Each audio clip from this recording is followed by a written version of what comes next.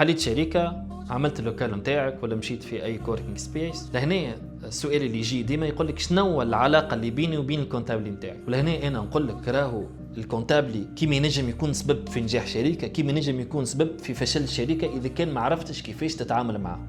باهي، الكونتابلي راهو ماهوش هو المسؤول على الفواتير والمبيعات والمشتريات والجستيون تاعك، انت هو المسؤول الاولاني. هو راهو كونسلتون و ميم طون هو اللي يساعدك باش تكون مطابق للتشريعات اللي معمول بها. هذيك علاش اول حاجه انت مطالب لي فاكتور داشا نتاعك الكل تعلموا بهم وتوصلهم له قبل نهار 20 في الشهر. زاده مطالب انه لي فاكتور دو فونت الكل نتاعك يكونوا دون لي نورم ويكونوا زاده قبل نهار 20 في الشهر موجودين عنده باش ينجم هو يعمل الديكلاراسيون منسويل نتاعو. مطالب زاده انه توضح للكونتابلي هذايا قديش من واحد يخدم معاك وشنو مع عقود التشغيل نتاعو، واهم حاجه انك تعطيه لي زيكستري بانكير وما تحشمش وما تخافش انك تعطيه لاكسي لي كونت بانكير نتاعك في بعض الحالات، وهذايا باش تسهل له خدمته وباش ينجم كل شهر يعمل لك الديكلاراسيون تاعك حتى لو كان نية. وقول قالها عزي.